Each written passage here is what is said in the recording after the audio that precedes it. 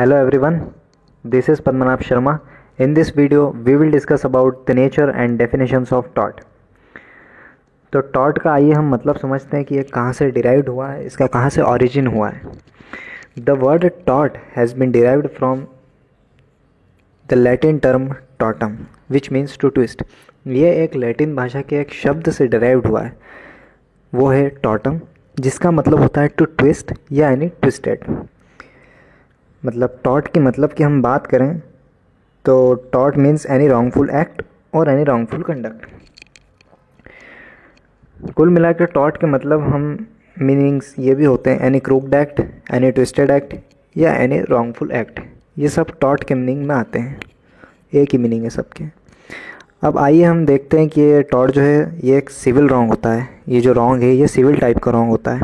अब civil wrong क्या होता है हम ये समझ लेते हैं. सिविल रॉन्ग वो होता है जब भी कोई पर्सन दूसरे पर्सन के लीगल राइट को इन्फ्रेंच करता है यानी कि नुकसान पहुंचाता है तो वो सिविल रॉन्ग होता है. अब इसमें यह फिक्स्ड नहीं होता है कि आपने जो सामने वाले को डैमेज दिया है, जो उसको डैमेजेस आए हैं वो आपने जानबूझकर करे हों या आपने आपकी मर्ज़ी से करे हों. या आपने जानबूझकर करे हों या आपने गलती से करे हों, वहाँ पर टॉर्ट कमिट होता है. टॉर्ट में ये चीज़ नेगलेक्ट कर दी जाती है कि आपसे जो भी डैमेज हुए हैं सामने वाले के, वो आपसे गलती से हुए हैं या आपसे जानबूझकर हुए हैं. चले आइए अब हम समझते हैं some definitions of tort according to various names जो आपको स्क्रीन पे शो हो रहे हैं. तो according to the limitation act of 1963 इसमें भी यही बताया गया है कि टॉर्ट एक सिविल रॉन्ग होता है जो कि ब्रीच ऑफ कॉन्ट्रैक्ट और ब्रीच ऑफ ट्रस्ट से अलग होता है. अब ये दोनों चीज़ जो है ये भी एक तरीके की सिविल रॉन्ग ही होती है, बट टॉर्ट के सिविल रॉन्ग से अलग होती है जो ब्रीच ऑफ कॉन्ट्रैक्ट और ब्रीच ऑफ ट्रस्ट है. अभी हम अगली वीडियो में समझेंगे इसको, जब हम डिफरेंसेस देखेंगे तो ये समझ में ज़्यादा क्लैरिफाई हो जाएगा बाद में. अब अकॉर्डिंग टू सालमन क्या कहते हैं, उन्होंने भी यही बताया कि tort is a civil wrong, पर उसकी जो मेन रेमेडी होती है वो होते हैं डैमेजेस, और वो होते हैं अनलिक्विडेटेड डैमेजेस. दो डैमेज होते हैं, एक लिक्विडेटेड और एक अनलिक्विडेटेड डैमेजेस. लिक्विडेटेड डैमेज वो जो पहले से डिसाइड हो, which is predetermined. Unliquidated मतलब which is not predetermined, जो पहले से डिसाइड ना हो. फॉर एग्ज़ाम्पल जैसे कि एक कॉन्ट्रैक्ट हुआ, उसमें पहले से फिक्स कर लेते हैं अगर ये ब्रीच हुआ, मतलब अगर ये कॉन्ट्रैक्ट टूटा तो हमको इतना इतना डैमेज देना पड़ेगा. ये एग्जांपल मैंने लिक्विडेटेड डैमेज का दिया है. आपने फिक्स कर लिया कि आपको इतना इतना डैमेज देना पड़ेगा अगर इसका ब्रीच हुआ तो ये जो डैमेज रहते हैं लिक्विडेटेड. अनलिक्विडेटेड में फिक्स नहीं होता है, तो टॉर्ट में हमेशा अनलिक्विडेटेड डैमेजेस आते हैं. तो आई होप आपको समझ में आया अनलिक्विडेटेड डैमेज क्या होते हैं.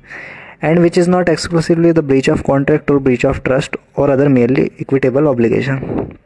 वही बात जो हमने लिमिटेशन एक्ट में पढ़ी कि ये ब्रीच ऑफ कॉन्ट्रैक्ट और ब्रीच ऑफ ट्रस्ट से अलग होते हैं. According to Winfield, the tortious liability arises from the breach of duty primarily fixed by law.